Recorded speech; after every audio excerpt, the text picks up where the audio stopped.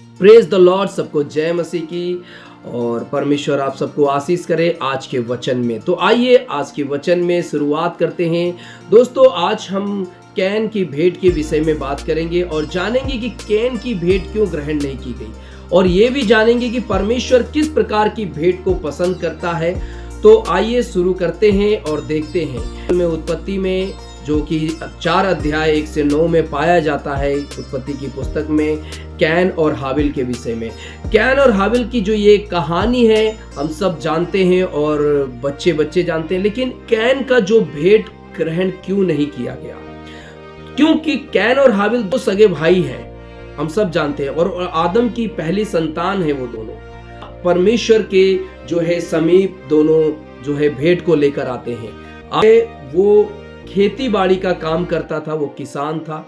और हम देखते हैं इस वचन में कि हाबिल वहां पे भेड़ बकरी को चराने वाला था, जो कि पशुपालन का काम करता था। अलग अलग उनका बिजनेस का था, अलग अलग उनका काम था। तो इस कारण से दोनों अपने अपने कामों के अनुसार परमेश्वर को धन्यवाद देने और धन्यवादी भेंट के रूप में, मेरे प्रियो, जो कुछ उनके काम में थे और जो कुछ उनके पास था उसके अनुसार वे परमेश्वर के पास लेकर गए थे। तो यहां पे देखते हैं जो है कैन जो है फल और सब्जियां लेकर गया और हाबिल जो है भेड़ का बच्चा लेकर गया था। लेकिन जब दोनों परमेश्वर को अपनी अपनी भेंट चढ़ाई, तो यहां पे हम कुछ आश्चर्य की बात को देखते हैं, कुछ बात को, कि यहाँ पे जो हाबिल को, जो उसकी भेंट को परमेश्वर ने ग्रहण कर ली, लेकिन कैन को और कैन की भेंट को परमेश्वर ने ग्रहण नहीं किया।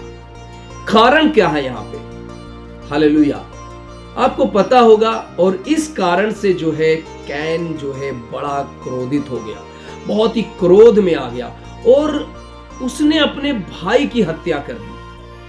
जलजलाहट में, क्रोध में, जलन में, कि आखिर हाबिल कैसे मुझसे आगे जा सकता है, और उसने अपने भाई को ही मार दिया। तो यहां पे हम देखते हैं कि जो है परमेश्वर जो है, क्यों परमेश्वर ने ऐसा किया, क्या कारण था? हालेलुया। तो यहां पे हम देखते हैं कि परमेश्वर ने आखिर जो है कैन की जो भेंट को ग्रहण क्यों नहीं किया। हालेलुया। क्या परमेश्वर को जो है साग सब्जियां पसंद नहीं थी जो कैन लेकर आया था?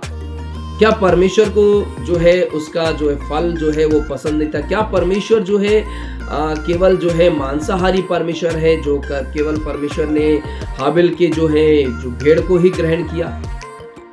क्या परमेश्वर जो है मांस खाना पसंद करता है? देखिए, बाइबल हमें एक बात को बताती है, वो कहता है, यदि मैं भूखा होता तो तुमसे नहीं कहता, या जो है तुमसे मैं नहीं मांगता, क्योंकि जंगल के सारे जानवर मेरे ही हैं। या अगर हम दूसरे शब्द में कहें तो जो भी पेड़ पौधे हैं, जो भी फल हैं, सब कुछ परमेश्वर, सारी चीजें, वो कहता है कि सब मेरे हैं। और हम उसको परमेश्वर के समीप लाकर, उसको परमेश्वर के आगे रखकर हम उसको प्रसन्न नहीं कर सकते हैं। हालेलुया। क्योंकि सब कुछ बाइबल में लिखा है, सब कुछ परमेश्वर के द्वारा ही सब चीजें परमेश्वर ने बनाई है। पृथ्वी और जो कुछ उसमें है सब कुछ परमेश्वर ही का है। अगर आज कहते हैं मेरा है, मेरा है, मेरा है, हम एक दिन इसको छोड़कर चले जाते हैं, तो कोई कुछ भी किसी का नहीं है, सब कुछ परमेश्वर का ही है। तो यहाँ पे हम सब देखते हैं कि जो कि परमेश्वर ने जो कार्य हाबिल और कैन के विषय में जो किया, हम यहाँ पे जो देखते हैं, तो यहाँ पे हम एक चीज को देखते हैं कि परमेश्वर ने जो है एक भेंट को ग्रहण किया और दूसरे भेंट को ग्रहण नहीं किया। आखिर क्यों? क्या कारण है? तो जो है बाइबल कहती है कि हाबिल की भेंट को परमेश्वर ने ग्रहण कर लिया। हालेलुया। और यहाँ से हम लोग बाइबल में पढ़ेंगे उत्पत्ति 4:4 में, जो है मेरे प्रिय लोगों, क्योंकि बाइबल में यहोवा ने जो है आबिल को, उसकी भेंट को ग्रहण किया, कैन को और उसकी भेंट को ग्रहण नहीं किया। यहाँ पे बहुत ध्यान से आप लोग सुनिएगा, यहोवा ने हाबिल को और उसकी भेंट को ग्रहण किया, कैन को और कैन की भेंट को ग्रहण नहीं किया। तो परमेश्वर ने जो है पहले ग्रहण क्या किया, भेंट या हाबिल को? तो हम यहाँ पे देखते हैं इसका मतलब है कि परमेश्वर ने से हाबिल को, और यहाँ पे जो है उसकी भेंट को जो है परमेश्वर ने पहले नहीं देखा, तो हाबिल को ग्रहण किया। इसका मतलब अगर हम देखते हैं तो परमेश्वर को कोई मनुष्य पसंद नहीं, तो परमेश्वर उसकी आराधना या उसकी भेंट को भी पसंद नहीं करता है। तो मनुष्य को परमेश्वर क्यों पसंद नहीं करता है? यहाँ पे हम देखते हैं वचन जैसे कि लिखा है कि भेंट चढ़ाने वाले की नियत या उसके स्वभाव पर निर्भर करता है। बाइबल कहती है कि कैन का स्वभाव परमेश्वर को पसंद नहीं था, इसलिए परमेश्वर ने कैन को ग्रहण नहीं किया, और इसलिए उसकी भेंट को भी परमेश्वर ने ग्रहण नहीं किया। तो हम यहाँ पे देखते हैं कि जैसे गरीब विधवा की भेंट की कहानी में बाइबल में नया नियम में अगर आप पढ़ोगे तो लिखा है कि विधवा स्त्री जो है मंदिर में 2 दमड़ी लेकर गई, और जो है बाकी लोगों बहुत धन को लेकर गए और डाला उस दान पेटी में। लेकिन प्रभु यीशु मसीह ने कहा इस विधवा ने जो है दिल की खराई से जो कुछ इसके पास था उसने चढ़ाया। प्रभु हमारे मन को देखता है, हमारी भेंट को नहीं।